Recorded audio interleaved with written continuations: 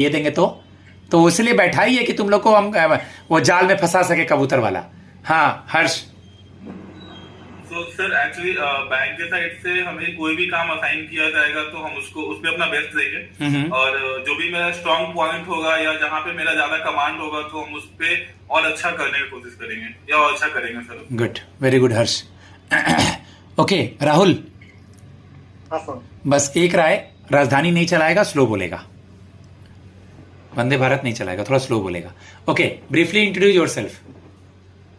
Sir मेरा नाम राहुल भारद्वाज है और करंटली मैं 3.5 ईयर से उत्तर प्रदेश ग्रामीण बैंक में काम कर रहा हूँ। मैंने स्टार्टिंग के 2 इयर्स डिपॉजिट और मिसलेनियस वर्क देखा है। लास्ट 1.5 ईयर से मैं एज ए फील्ड ऑफिसर का काम देख रहा हूँ। फील्ड ऑफिसर और डिपॉजिट पे मैं आऊंगा।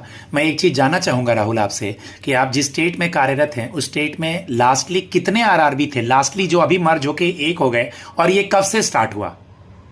सर हमारे यहाँ पे पहले 3 आरआरबी थे, प्रथमा बैंक, बड़ौदा यूपी ग्रामीण बैंक और आर्यवर्त बैंक, और 1 मई 2025 से इफेक्टिव हो चुका है कि तीनों वन स्टेट वन आरआरबी होगा। ठीक है, अगला क्वेश्चन ध्यान से सुनिएगा। आप किस बैंक में थे? सर मैं आर्यवर्त। आपका स्पॉन्सर बैंक कौन था? मेरा था bank of India. Bank of India. बाकी जो दोनों बैंक हैं उसका स्पॉन्सर बैंक किसी का एसबीआई था क्या? नहीं, किसी का नहीं था। किसी का एसबीआई नहीं था। आपका जो ये जॉब एक्सपीरियंस है आप इसको एसबीआई सीबीओ में कैसे यूटिलाइज करेंगे?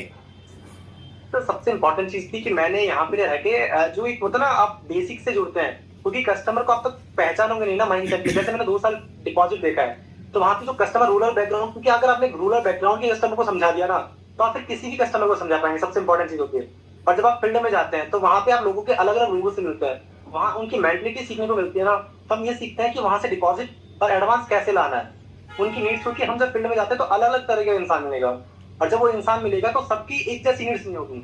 सबको अपना एफडी नहीं करवाना, सबको अपना इंश्योरेंस नहीं करवाना, तो किसी को इंश्योरेंस करवाना है, किसी को अपनी एफडी करवाना है, किसी को सिर्फ अपने सेविंग अकाउंट में बैलेंस करना है। तो हमें उनकी नीड्स को देखते हुए काम करना होता है, ना कि सिर्फ हमें क्या करना। ऑब्वियस हमें बिजनेस बढ़ाना है बैंक का, बट अगर हम सिर्फ अपनी नीड्स देखेंगे तो वो इतना इम्पैक्ट नहीं डालेगा जितना हम कस्टमर की नीड्स को देखते हुए अपना लाएंगे।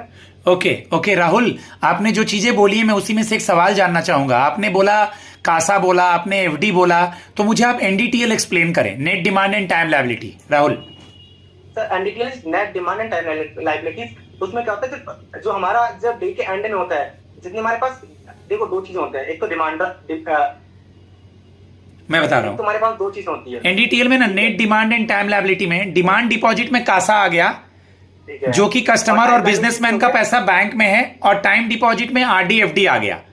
तो एनडीटीएल बैंक के लिए लायबिलिटी है गाइस। तो मैं एक क्वेश्चन अगर इसी में